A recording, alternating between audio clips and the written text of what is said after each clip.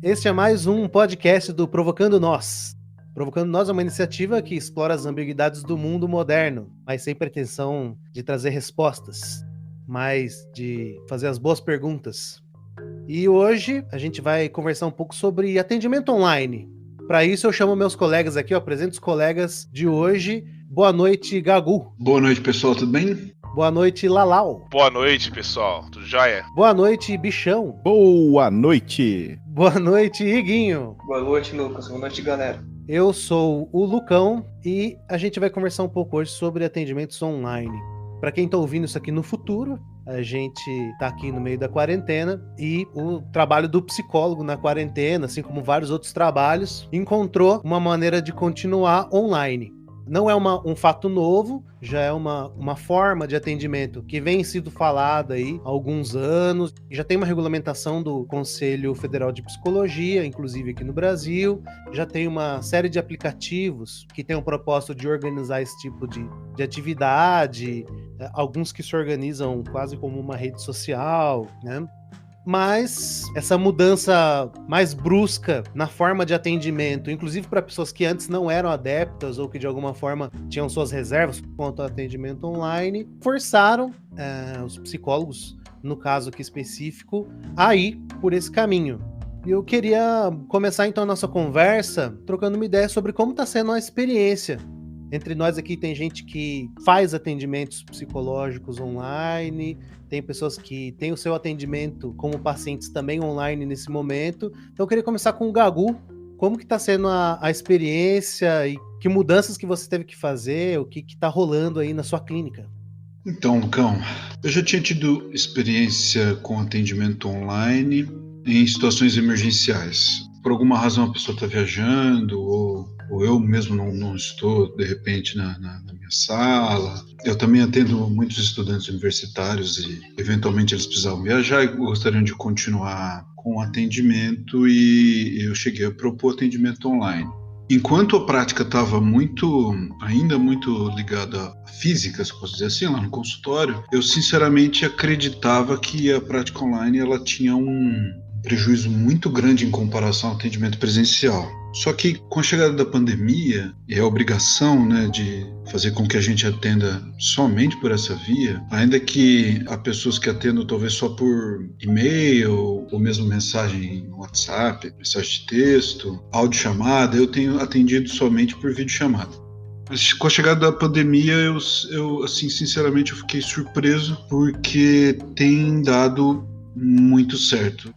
Ainda não consegui perceber grandes prejuízos. Pelo contrário, eu tenho a impressão de que alguns atendimentos, ao mudarmos para atendimento online, os atendimentos com alguns pacientes melhoraram muito. Eles tiveram, assim, aparentemente uma entrega para o processo, ou um aprofundamento que, lógico, fica difícil determinar se é a pandemia, se é o atendimento online, se é o isolamento social, porque são muitas variáveis no momento, mas isso é uma das coisas que eu notei, e não digo só por mim, a minha companheira também é a Ana Paula, ela também é psicóloga, atende online, e ela também tem percebido isso, e a gente tem conversado um pouco sobre isso. É lógico que alguns outros pacientes eu sinto falta do contato físico, até por uma questão de setting mesmo.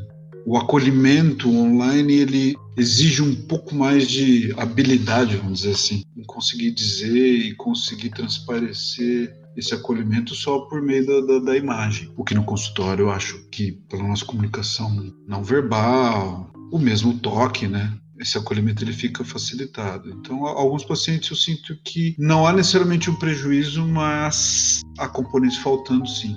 Mas para a grande maioria, eu tenho, inclusive, assim, tido uma experiência muito feliz. Mas, enfim, não sei o que os outros colegas acham como ponto de partida, né?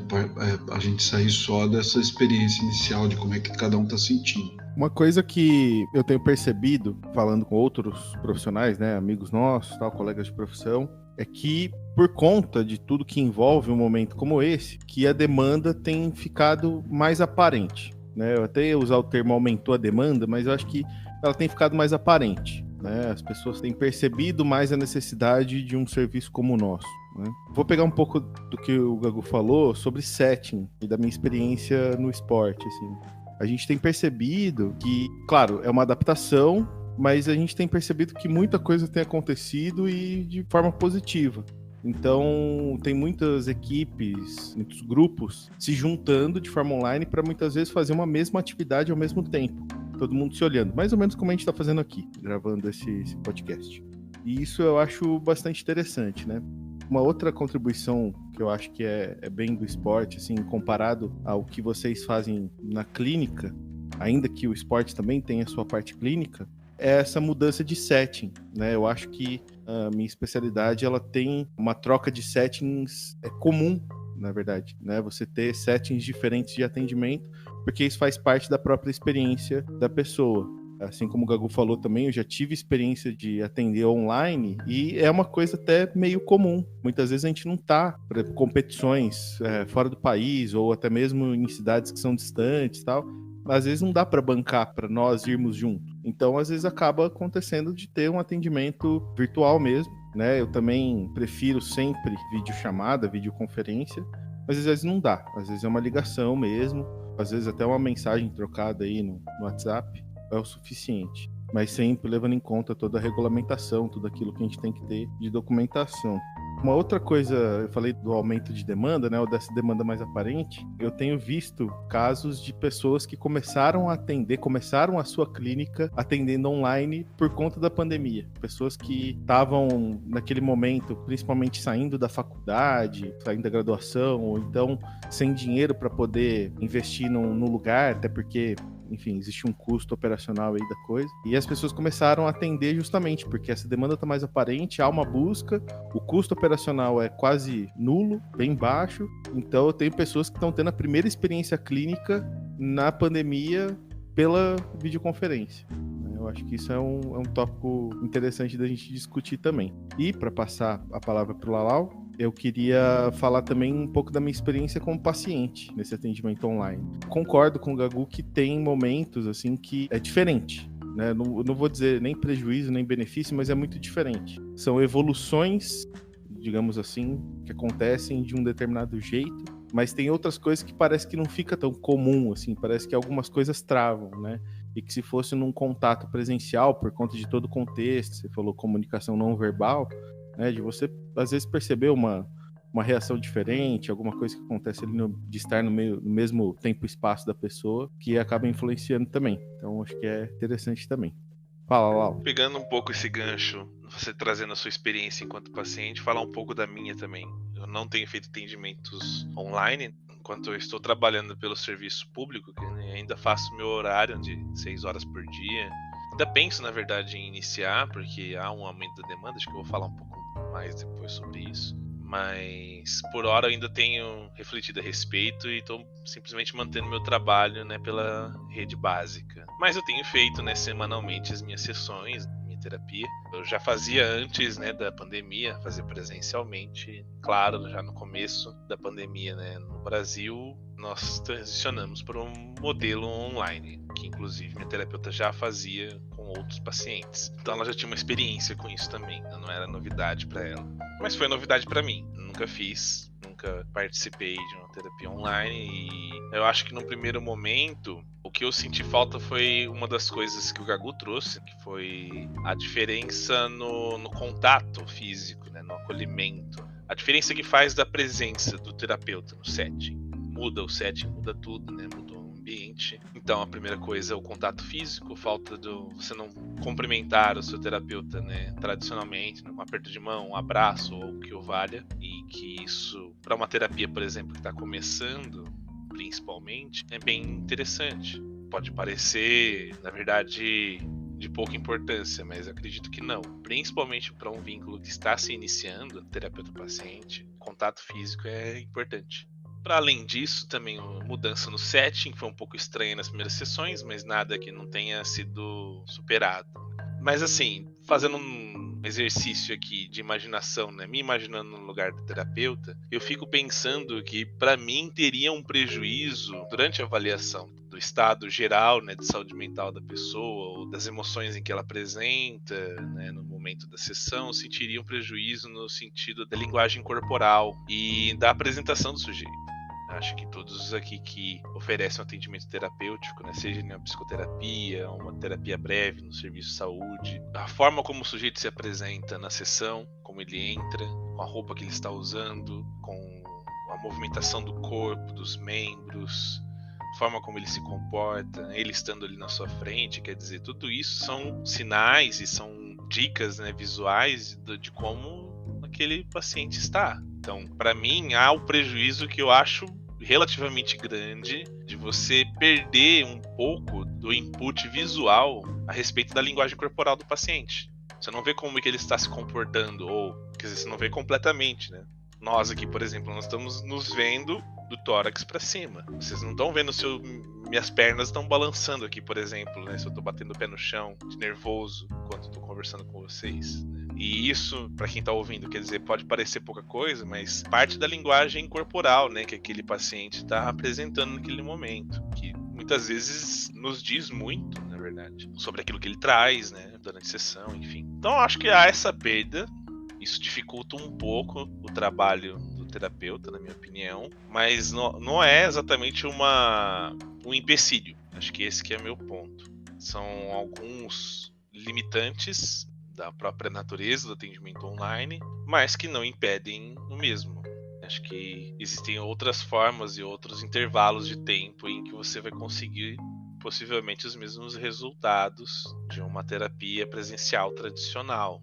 Não sei se vocês concordam comigo, mas o mais importante, que eu acho que é o essencial da terapia, o estabelecimento do vínculo terapêutico e a busca do objetivo, né? Isso varia bastante, na verdade, conforme a orientação, né, teórica do terapeuta, né? Claro, e da personalidade, enfim, da característica única do indivíduo que está atendendo, né? Mas, seja como for, isso não é impeditivo e essas coisas essenciais da terapia, elas são preservadas. Por isso que eu acho que é bem viável e tem funcionado bem, e digo mais, inclusive. Na verdade, eu tenho a impressão, vou até fazer essa pergunta pro Igor, já puxar ele pra conversa, mas eu tenho a impressão, Igor, de que esse período, inclusive, com prejuízo geral de saúde mental da população, assim, por conta da pandemia, né, do isolamento social, né, uns mais, uns menos, né, estamos todos nós aqui sob o estresse, né, sobre condições de vida totalmente diferentes das anteriores, tal, e eu vejo que isso faz com que, na verdade, exista uma demanda maior sobre serviços de saúde mental, né, sobre recursos de saúde mental, e isso pode significar, inclusive, uma procura maior, na verdade, por terapia, por uma conscientização de uma certa parcela da população de que a terapia online talvez seja um recurso interessante de coping mesmo, para lidar com a realidade atual. Não sei o que você acha, fala com a gente.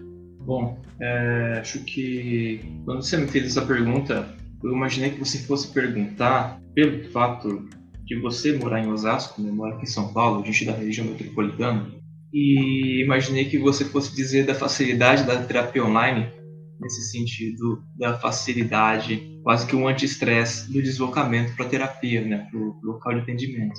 Eu notei muito entre os meus pacientes isso, né, por conta deles estarem em casa. Houve uma redução nesse sentido do estresse, né, do estresse da cidade. As pessoas estão mais recolhidas, né?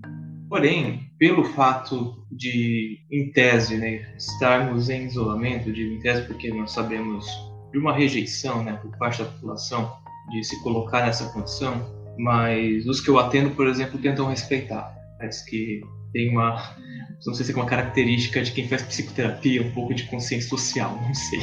Mas a questão é, de fato, ficar dentro de casa, ficar em isolamento, ficar em quarentena, que seja, é um desafio de sobrevivência muito maior do que está no convívio social. Então, sim, em potencial uma demanda nova para se olhar. Todo esse processo de interiorização, né, desde interiorização dentro da casa mesmo, né? A gente está dentro do interior, na própria casa, na própria subjetividade, sem ter como escapar do mundo lá fora, traz desafios que provavelmente antes os sujeitos não se atentavam com tanta intensidade, talvez. Não tem para onde fugir, né? Tem que se olhar, tem que se ver. Então é uma emergência assim de uma demanda tanto de coping, né, de enfrentamento, de adaptação à situação de isolamento e quarentena, quanto também de lidar com aspectos pessoais que são muito mais intensos agora, como, por exemplo, relacionamentos interpessoais da própria família, com quem se mora.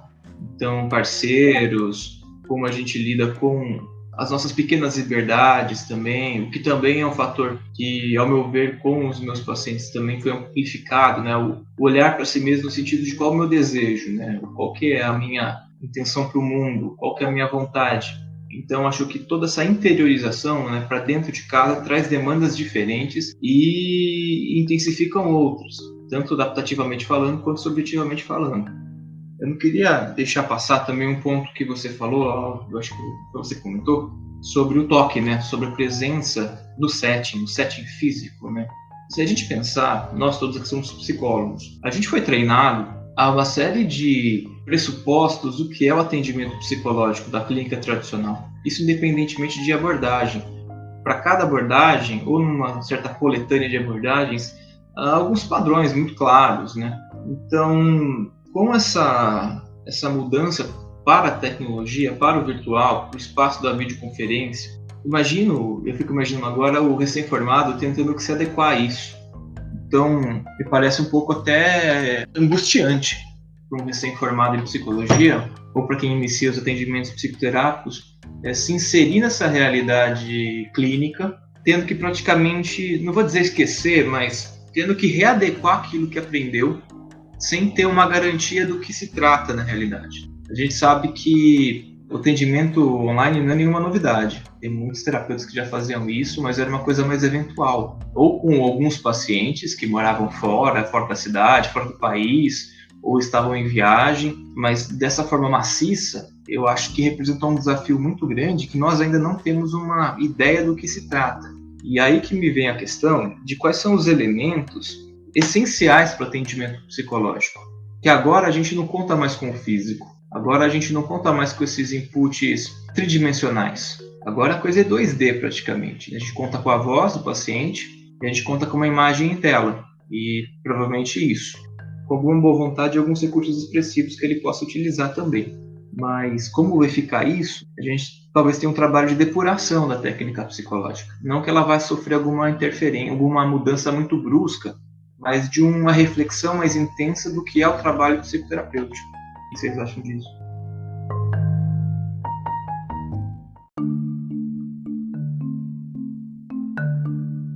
Eu queria aproveitar o gancho que o Iguinho fez, apimentar um pouco essa pergunta que ele faz, pelo menos do ponto de vista da psicanálise, né, que é o que eu venho acompanhando, o que eu estudo. Tem um autor americano, um psicanalista americano chamado Bruce Fink, que ele tem um livro de fundamentos de técnica psicanalítica. Ele tem um capítulo que ele fala de análise por telefone.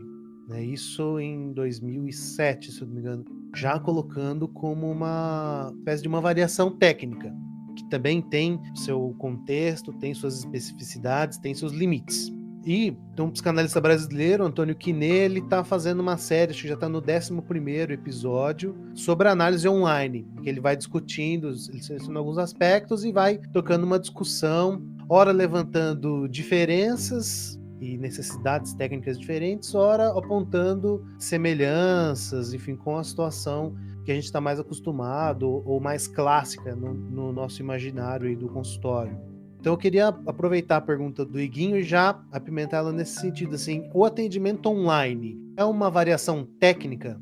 Vocês veem especificidades, você vê restrições, vê possibilidades, vê diferentes exigências do ponto de vista técnico para fazer esse trabalho? Eu acho que pode ser uma variação técnica quando a gente está falando da clínica tradicional. Eu acho que aí a gente pode até falar como variação técnica. Mas como eu trouxe no primeiro comentário, o online já era parte da nossa vida. E o novo normal, né, se é que a gente pode usar esse termo, que vai vir aí depois que a pandemia der uma acabada, qual seria o termo? Quando a gente poder voltar a ter mobilidade, encontrar com as pessoas. Eu sinto que isso vai fazer parte. Muita coisa já mudou e não sei se vai voltar a ser do jeito que era antes dessa pandemia aparecer, né? Hoje a gente tem mais recursos diferentes. Eu penso que a gente ainda é muito apegado, e acho que é com razão, desse contato presencial, para a gente conseguir enxergar toda uma configuração aí com mais elementos, conseguir perceber algumas coisas. Só que dentro das condições que nos é imposta durante esse momento, eu acho que é como se a gente ficasse sem um dos 5 sentidos que nós temos. Geralmente, quando se perde um dos sentidos, ou quando a gente, por um acaso, sei lá, está numa situação em que a gente não vê, ou não ouve, ou não sente, a gente tem os outros 4 sentidos amplificados. E eu acho que isso pode acontecer também num contexto de atendimento. Mas vou voltar e vou insistir, né, de que dependendo da prática que a gente estiver falando, isso vai ser não só pano de fundo, mas que isso vai ser uma coisa essencial e que a gente vai ter que aprender a lidar. Por isso que eu falei, a gente está falando de um contexto clínico, talvez a gente possa tratar isso como uma variação técnica. Mas se a gente estiver pensando numa psicologia escolar ou educacional, em que as pessoas estão tendo aulas de forma remota, seja no online, quando tem condição, seja com a criança ou adolescente, enfim, recebendo esse material impresso na sua casa com uma lista de tarefas e atividades para ser feita. Como é que nós, como psicólogos, olhamos isso, né? Não é possível a gente exigir uma presença, né? Uma ligação aí presencial, um vínculo, mas que a situação está ali acontecendo. Como é que a gente olha, como é que a gente verifica todos os nossos pressupostos teóricos ali, né, acontecendo, os conceitos, enfim. Então, não sei se eu concordo com a variação técnica. Acho que é isso que eu quero falar no meu comentário. Sim, acho que pode ser visto como variação técnica. Acho que poderia, se essa conversa estivesse acontecendo, na verdade, antes da pandemia, talvez eu concordasse mais. Agora, na pandemia, acho que nas condições que vivemos, né, acho que uma coisa que eu tenho dito para pacientes e para pessoas do cotidiano é de que, de uma certa forma, nós temos que viver agora essa realidade, né? É posta essa realidade, né? Não é algo que a gente tem escolha. E diante dessa realidade, uma série de mudanças, né, de adaptações e etc., mas também de modos novos de vida.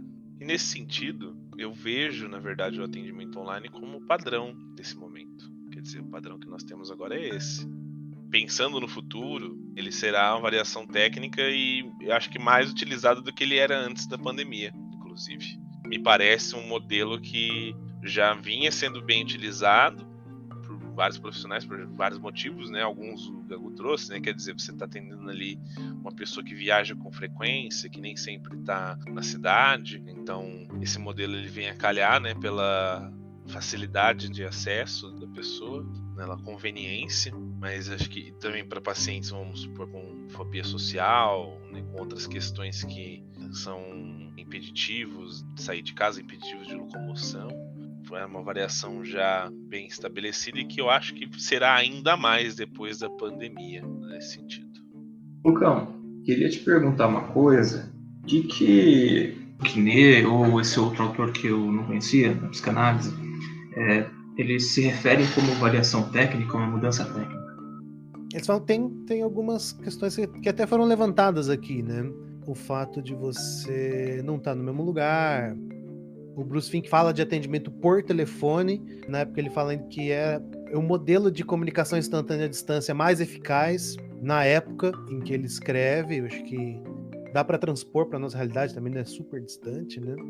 Mas é uma variação técnica no sentido de que é uma maneira de atendimento, como, por exemplo, uma visita domiciliar, uma visita em leito hospitalar. Tem uma mudança de setting, você está em outro lugar, tem uma outra norma social, tem uma outra regulação do trânsito ali, né? Então, num leito, eventualmente vai entrar alguém, no consultório não, por exemplo.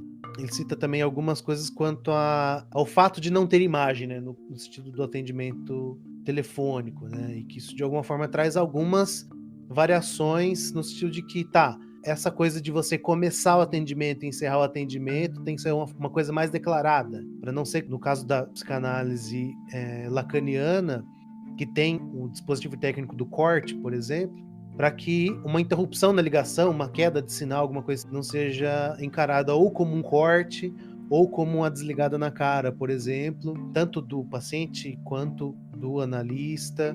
São variações que têm a ver com os conceitos-chave da abordagem que a gente usa, do modo que a gente enxerga o nosso ofício, mas que também são diferenças que não têm um respaldo teórico abrangente do ponto de vista dos princípios, mas que tem consequências para o nosso repertório técnico, como eu acho que o Lalau e você falaram, acho que o Pichão também falou, de um recém-formado que vai começar a atender, e o repertório dele técnico é o repertório de consultório, um repertório hospitalar, um repertório de um serviço de saúde mental público, né, de um CAPS, de um NASF, por exemplo, né? Mais ou menos nesse sentido que eles trazem, que vai trazendo algumas delicadezas teóricas que é mais, no caso, principalmente do Antônio Quinês, ele mais retoma questões da psicanálise, da produção teórica do Lacan, até mesmo do Freud em alguns momentos, e de outros autores, para, de alguma forma, relocalizar isso nesse contexto, né? Então, para pensar a transferência, quais são os princípios, então, o que determina a transferência, que a gente pode dizer que isso opera também no atendimento à distância, por exemplo. É interessante. É mais ou menos nesse sentido. Que me faz pensar mais fortemente mesmo na nossa educação como terapeutas, que ela talvez seja muito baseada no que a gente é sensível como elemento importante. Então, por exemplo, o análise do comportamento seria o entendimento das contingências da cadeia do comportamento, basicamente. Para um psicanalista, provavelmente a associação livre, que é o que o Quinet fala, inclusive, numa das primeiras lives que ele deu, ele reforçava muito esse ponto, né, de que ainda se mantinha a cadeia associativa do paciente e aquilo que devia ser trabalhado, né? Então, eu acho que, não sei, é uma provocação, né? Aproveitando o nosso grupo, né, a proposta, né, o que tem de hiperracionalização em torno da psicologia e da clínica. Porque, afinal de contas, eu agora vou ser bem junguiano, né? Como Jung dizia, a gente está diante de um outro sujeito. São dois sujeitos que se encontram. Então, naquele momento do encontro, há uma necessidade de se considerar o sujeito e não a técnica. E não um objeto para ser estudado, mas sim uma alma igual à sua, de certa maneira. E ali, claro que vai ter um trabalho, por mais indireto que seja, de reconhecimento das bases psicológicas, a gente é muito bem treinado para isso. Mas eu fico pensando nessa hiperracionalização da coisa, né? Porque, sinceramente, quando eu vi a primeira live do Quinet, eu fiquei meio, até um pouco surpreso com a necessidade de afirmação da associação livre. Né? E como que as pessoas, os interlocutores daquela live, né, os participantes, melhor dizendo, se mostravam muito inseguros. E eu ficava pensando, mas que raio de diferença, que coisa absurda que ele está dizendo, que coisa até mais óbvia que ele está dizendo. E as pessoas estão desconsiderando o óbvio. E é escuta, que é estar diante do outro, que é entender, não é porque está presente que a coisa muda radicalmente, né? Eu acho que os elementos essenciais estão ali de alguma forma e a gente pode aplicar. Acho que trazendo um pouquinho da minha experiência, que você perguntou no comecinho, né? Mas que eu acho que é interessante de contextualizar, inicialmente eu me senti muito desconfortável, porque eu não estava treinado, né? Não era o meu locus de sensibilidade. Estava no consultório, esse lugar de sensibilidade, os elementos que eu observava era ali. Quando eu fui para o meu escritório atender por um celular, por um notebook, e outra pessoa lá também do outro lado, eu fiquei desconfortável. Eu acho que não é que eu me perdi teoricamente, né? Não é que eu perdi a minha base, eu esqueci a minha técnica, nada disso, mas é que, pessoalmente falando, eu fiquei muito desconfortável. Eu acho que o prejuízo é muito mais do sujeito do que propriamente de uma técnica ou da psicologia. Ela tá ali, a gente tá usando do mesmo jeito praticamente. E até que eu tive que fazer um arranjo a quem eu percebi a necessidade de me colocar mais confortavelmente no meu lugar. Então eu atendi numa cadeira bem ruim e de escritório comum, e eu trouxe para cima, para o escritório, uma poltrona. Eu fiquei, sei lá, melhorou talvez uns 80% do meu relaxamento, do meu conforto. E toda aquela coisa básica da atenção, da escuta, da associação livre que o paciente pode trazer, de como é que a gente pode recolher isso fluiu com muito mais naturalidade depois. Eu fico pensando nesses lados, né, na hiperracionalização do consultório, do pensamento, e não da captação do sujeito, da captação da alma, da captação do discurso, da captação do sofrimento, dos afetos, e aí ficando teorizando demais a respeito disso, e acho que, consequentemente, a resistência da própria comunidade em se colocar diante disso. Né? Então parece que, eu acho que até o desconforto é racionalizado, e aí tenta se criar técnica, tenta se criar um outro olhar para tudo isso e fica uma coisa muito grande. Eu não sei se eu concordo muito contigo, Igor. O setting, acredito que ele importa. E não é à toa que eu imagino que você se sentiu mais confortável trazendo um pouco daquilo que é o setting, acho que para você, assim, né? E eu concordo que eu também faço isso. Então eu tenho alguns rituais, tipo, eu atendo tomando café, assim. Eu sempre tenho café e água porque é a maneira como eu encontrei para me sentir melhor, por conta do ar-condicionado, rinite, etc. Mas então eu continuo com o meu café e com a minha água. A mesma roupa que eu uso para atender, eu tenho uma preocupação com ela, né? Em como é que eu vou me ver na câmera e a imagem que, de certa maneira, eu terei para o paciente, tentando preservar minimamente essa noção de setting. Mas eu acho que há duas coisas possíveis de se falar, né?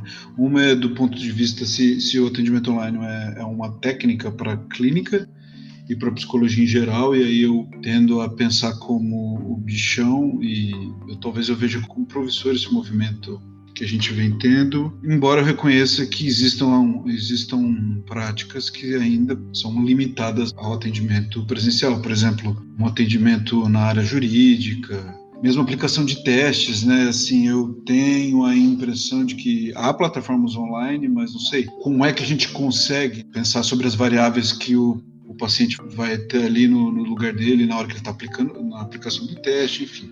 E em muitos outros lugares, eu imagino que há ganho, como na prática da psicologia do esporte, ou sei lá, mesmo alguma orientação que a gente precisa fazer para pais, como o bicho colocou. Mesmo no hospital, eu não sei, há momentos, né, que na prática hospitalar a gente não pode estar com o paciente. E eu entendo também há várias regras contrárias à presença de tecnologia no hospital, por N razões de segurança, mas eu fiquei pensando na minha experiência o quanto de repente haviam pacientes que teria sido bacana atendê-los online, em um horário não muito convencional. Por exemplo, durante a prática da administração de quimioterápicos, por exemplo, que às vezes a gente não podia estar junto, né? É um tipo de ferramenta que, de repente, amplia um pouco o escopo do trabalho do psicólogo e melhora, por fim, a condição do paciente. Mas na prática clínica, já que minha área de atuação hoje, eu não sei se há tantos prejuízos, e eu tendo a pensar como uma variável técnica, porque embora tudo continue acontecendo do mesmo jeito, transferência e contra-transferência funcionam, a aplicação de teoria, o Freud mesmo, é o menino Hans que ele atende por carta, não é? Atendeu o pai, né? Ele orientava o pai por carta, isso. Então, assim, o que eu quero dizer? A tecnologia da época era essa e do jeito funcionava, a aplicação da teoria. E, de repente, até a comunicação inconsciente. Então, aqui no Brasil, o uso desse tipo de tecnologia carregava um pouco de resistência. Lá fora já se fala de teleatendimento, que é atendimento por telefone, há muito tempo, né? Há estudos dos anos 90 já falando sobre isso. Aqui eu não sei, pode ser que eu esteja bem enviesado, mas acredito que havia uma resistência. E, diante da pandemia, de tudo que parece que está por vir, imagino que vai ser uma prática que ficará. Porque, até para uma questão logística, até para uma questão de dificuldade de locomoção, pense em São Paulo, por exemplo. Uma pessoa que talvez precise de atendimento ou queira ter acesso a uma terapia e sei lá, por alguma razão até de logística, não consegue atender fisicamente. Ou, sei lá, comunidades que são muito afastadas. Oferecer um trabalho, sei lá, comunidades ribeirinhas, sabe assim, ou de repente até algum tipo de troca com comunidades indígenas, sei lá. Eu tô fazendo um brainstorming mesmo. Porque a grande questão tá no que é virtual, assim, né? Eu tava vendo uma live de um psicanalista com a minha esposa, agora eu não vou me lembrar o nome dele. Um professor, acho que no Rio de Janeiro, falando sobre virtualidade, uma coisa super interessante, e ele argumentando que o atendimento se dá na virtualidade, né? Então, quando você está ali na prática psicanalista, né, no divã, não há muitas vezes essa troca, talvez física ou mesmo visual. E o atendimento se daria no que ele chama de virtualidade. E que essa virtualidade, na realidade, é interna, né? Se dá, vamos dizer, com os processos mentais que são internos a nós, independente do lugar. E que a livre associação, a transferência contra transferência se dão naturalmente nessa virtualidade, que pouco importa o lugar onde você está. Agora eu não me lembro esse psicanalista, se eu lembrar até o final eu dou o nome dele. Tem várias coisas para comentar dessa última fala do Gagu. Primeiro, que em relação a essa variação técnica, né, acho que uma coisa que talvez seja importante ser colocado são esses cuidados, né, da parte principalmente do terapeuta, né, do analista, principalmente que a gente está falando do trabalho clínico. Esse conforto do tipo, eu estou num lugar em que eu possa me colocar, como o Igor falou, muitas vezes de estar com uma roupa ou num determinado lugar, você fazer um lugar em que você esteja ali mais confortável para poder exercer o seu trabalho melhor. Eu tenho tido experiências, tenho falado com algumas pessoas, alguns colegas nossos, inclusive, têm continuado no próprio consultório. Eles não transferiram um consultório na casa, seja porque não consegue, porque a casa muitas vezes não permite que haja um espaço reservado para isso, mas que essas pessoas têm ido no próprio consultório e para quem está sendo atendido é como se estivesse vendo a pessoa naquele contexto comum do consultório, né? Não é num contexto diferente. Acho que também tem esse sentido a questão da variação técnica, né? Que tipo de cuidado a gente tem para fazer esses atendimentos dessa forma. Um outro ponto que eu queria destacar era a questão da tecnologia, como vocês falaram aí do Freud, né? Sobre essa comunicação por carta. Eu acho que a gente dissocia muito essa tecnologia de comunicação justamente pelo fato dela ser virtual, e aí acho que quando a gente pensa em virtual, a gente fala assim, virtual não é real, e acho que daí que vem muito dos preconceitos e muitas das coisas que a gente pensa em relação a isso. A tecnologia da época, né, do nosso tempo sócio-histórico, a gente tá falando do contexto em que a gente vive. Então faz parte da nossa vida, não tem como a gente dissociar isso. Então o processo, teoricamente, vai ocorrer, independentemente das coisas. Acho sim que, ok, quando a gente está olhando para uma pessoa presencialmente, que a gente está vendo muitas coisas, alguém, acho que foi o Iguinho, falou sobre uma perspectiva 3D e agora a gente tem perspectivas 2 ou 1D, ok, mas eu volto também naquele argumento, né? A gente está olhando muitas vezes para um ponto só, e tudo bem, o processo está acontecendo do mesmo jeito, né? A gente vai ter menos aspectos para confirmar, talvez, ou talvez demore um pouco mais para confirmar, mas ainda assim, em alguns pontos a gente consegue olhar um pouco mais. E para finalizar esse comentário sobre o teleatendimento, né? Eu acho que a questão que se coloca no teleatendimento não é propriamente se ele funciona e tudo mais, mas assim, a gente já falou isso em algum outro momento aqui, em outro podcast, acho que no segundo, as pessoas não têm acesso a essa tecnologia que a gente está aqui, por exemplo, gravando o nosso podcast. Você falou de povos indígenas, povos ribeirinhos e tal. Ok, eu concordo que seria ótimo que existisse lá também. Mas, em geral, as pessoas não têm acesso, não têm dispositivo suficiente, não têm conexão à internet para isso. Então, acho que é mais isso que atrapalha, pensando numa perspectiva de produção de conhecimento, sobre como essas coisas se dão, do que propriamente se isso é ruim ou bom, né? Enfim, coisas que a gente está discutindo aqui sobre esse atendimento.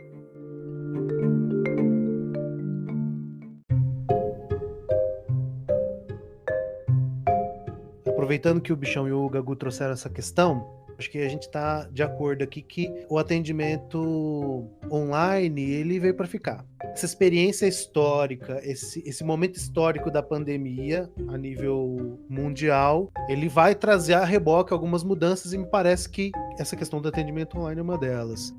Pensando assim, do ponto de vista do nosso contexto socioeconômico, das inequidades que a gente vive no nosso país, mas a gente pode falar isso de praticamente qualquer lugar no mundo, pensando do ponto de vista do compromisso social, da psicologia e do ponto de vista de uma coisa que a gente conversou lá no nosso primeiro episódio, de condições de trabalho, de precarizações das condições de trabalho e tudo mais, o atendimento online, ele se configura hoje como uma alternativa socioeconômica real. Queria até colocar mais uma perguntinha no meio aí, se vocês quiserem tocar. Vocês acham que o atendimento online ele pode ser uma democratização, mas também uma uberização do trabalho psicológico?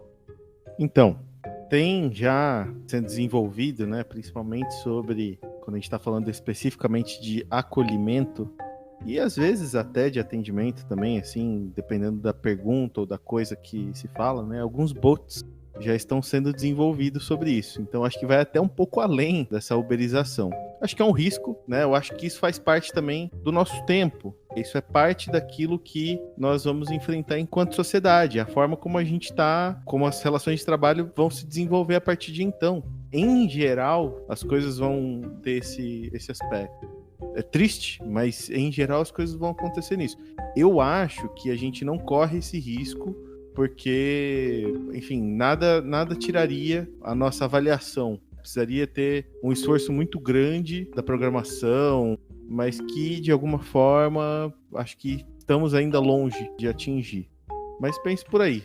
Risco sempre tem, sempre teve, mas acho também que, por outro lado, essa pandemia mostra quão importante a nossa profissão é. E o quão importante é ter contato com alguém que possa nos ajudar, enfim, a viver melhor. Sobre acesso, eu acho que não depende tanto da gente. Eu acho que, enfim, todos concordamos aqui que veio para ficar. Acho que todo mundo, de alguma forma, vai começar a se disponibilizar mais para atendimentos dessa natureza. Agora, precisa do receptor, né? Precisa que a pessoa que queira esse atendimento tenha a mesma ferramenta. Será que essas pessoas têm? Pode ser que, com o tempo, as coisas fiquem mais fáceis, fiquem mais acessível também. Mas acho que vai ter um passo antes da acessibilidade ao nosso serviço. Tem a acessibilidade da ferramenta. Sim, toda vez que a gente fala sobre qualquer ferramenta que pressupõe algum nível de estabilidade financeira, que você consiga adquirir produtos que te permitam acesso a essa tecnologia, aqui no Brasil a realidade é sempre muito difícil. Eu, sinceramente, eu não sei qual é a real porcentagem. Eu sei que uma porcentagem grande da população brasileira já tem acesso ao smartphone, porque o uso de internet é majoritariamente feito por smartphones. O problema aí, na realidade, seria a qualidade de conexão, né? Me dá uma parte, rapidamente, sobre isso? Lógico. Já vi vários dados sobre isso. Alguns, na verdade, estão relacionados, na verdade, à metodologia de busca desses dados é que difere. Mas, de fato, a gente tem, no Brasil, quase 2 smartphones por pessoa em funcionamento.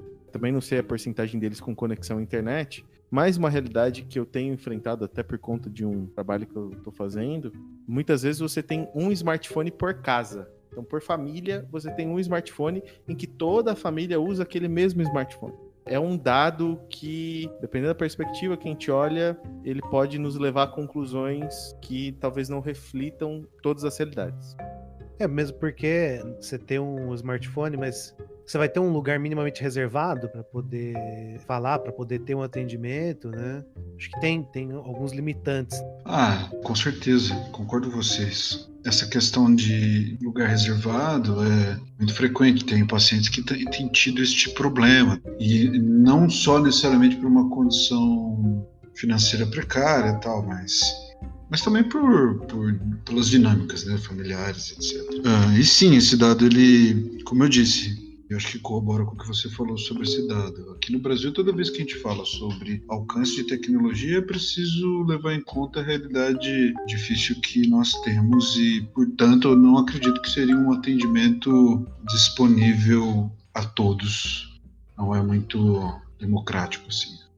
Quanto à uberização, não sei também, né? Acho que é uma outra discussão. Eu não sei o quanto a uberização vem com a tecnologia ou vem também com a queda dos índices econômicos, da taxa de desemprego, o que determina um ou outro, né? Eu tenho a impressão de que tem cada vez mais sido difícil lidar com o valor de cessão, pelo menos aqui na realidade do interior de São Paulo, porque o CRP determina um valor que é, assim, justo, lógico, pelo nosso trabalho, né, clínico, mas que na prática, assim, chega até a ser assustador, porque a grande maioria da população não tem condição nenhuma de pagar esse tanto de valor. E aí, como eu estou dizendo, né, não sei se a uberização vem necessariamente com a tecnologia.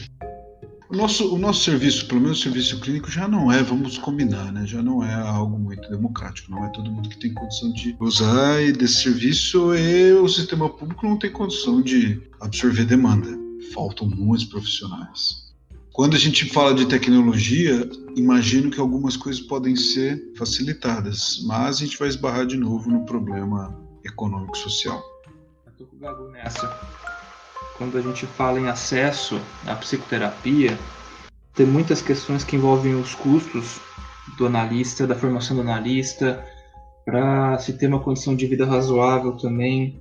Então, acho que a desigualdade social do Brasil, particularmente, é talvez a causa primária disso tudo, antes de mais nada. Então, desde a capacidade do próprio SUS oferecer um serviço público de qualidade até a clínica particular. Eu acho que isso passa basicamente pela desigualdade social, desigualdade financeira mesmo, né? A separação de valores, né, que cada família ganha, que cada classe social acaba recebendo, né, como uma forma de trabalho e tal.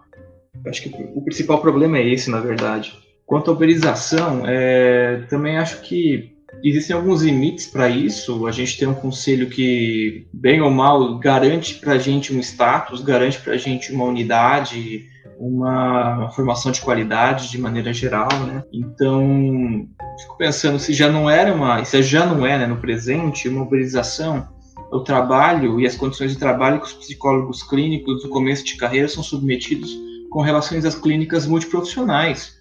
Ganhando R$10, R$20 por sessão é uma coisa absolutamente exploratória. Então, já acontece essa uberização na forma de convênios médicos, né, e convênios de saúde. Então, não vejo muita diferença, né? Talvez se colocar para uma plataforma virtual, para o celular ou não, isso já está acontecendo. Justamente por não sei dizer muito bem a causa, mas talvez um não reconhecimento da própria saúde como um produto, como um patrimônio de valor para a sociedade. Então, aí se coloca psicólogos, fonoaudiólogos, fisioterapeutas, TOs, enfermeiros, todos os outros que não são médicos, e até mesmo os próprios médicos que trabalham para convênios, né? Então, isso já acontece de certa maneira nessa realidade. Então, eu acho que já acontece de certa maneira isso. Pode ser que com as tecnologias isso mude um pouco pelo fator virtual, mas o problema já está posto.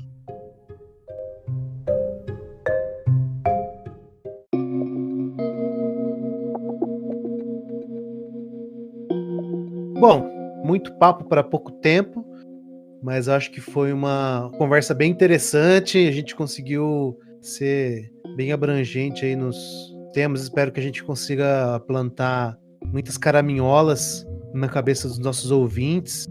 Como a gente já aposta aqui, né? O atendimento online veio para ficar e a gente vai ter que lidar agora com as consequências disso. Sendo otimista, né, que todos nós vamos sair um dia da quarentena, né, quais vão ser as repercussões dessas mudanças no resto das nossas vidas. Agora, para encerrar, não daria para a gente pular a famigerada pergunta cretina.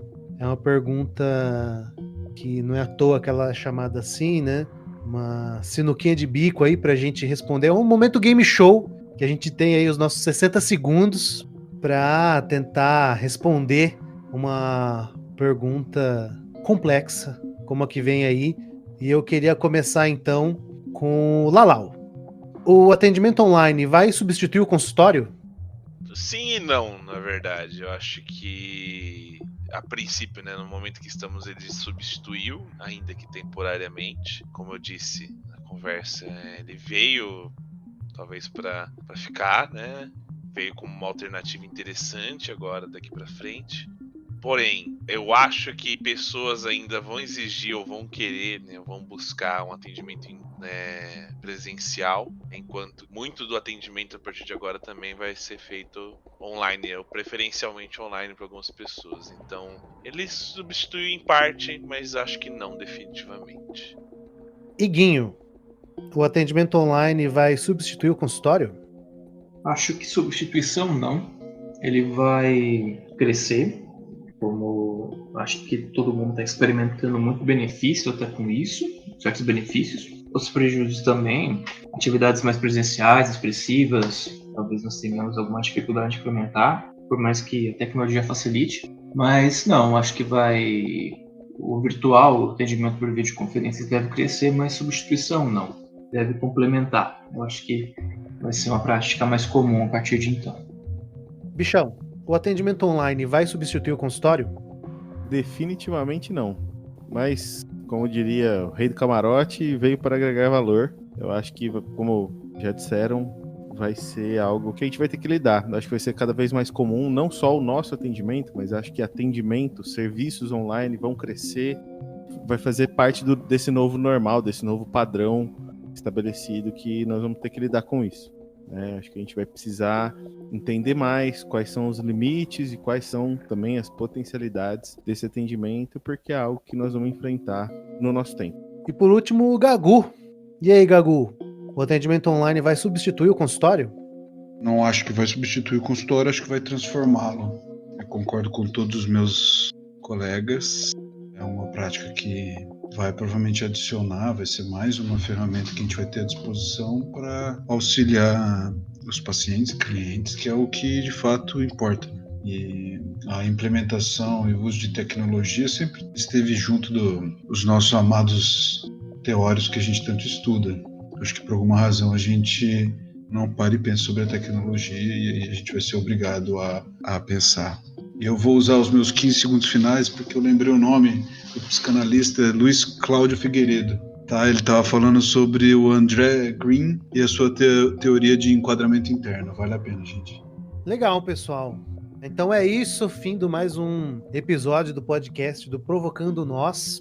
Lembrando sempre para vocês seguirem a gente nas redes sociais. A gente está no Instagram, @Provocando Nós, tudo junto, sem acento.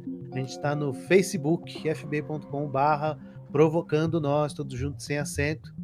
A gente posta o nosso podcast no Spotify e na plataforma Anchor, ANCHOR. Então vocês podem procurar a gente também no anchor.fm/Provocando Nós. Então vamos nos despedindo aqui. Falou, Lalau. Uma boa noite, abraço a todos vocês e abraço aos ouvintes. Até a próxima, valeu. Falou, Gagu. Falou, gente, até mais. Até provavelmente próximo domingo. Falou, Iguinho. Falou. Falou, Bichão. Tchau, meus queridos. Saudades de todos, viu? Até a próxima. Eu sou o Lucão, e se tudo der certo, semana que vem a gente tá aqui de volta. Um abraço e até mais.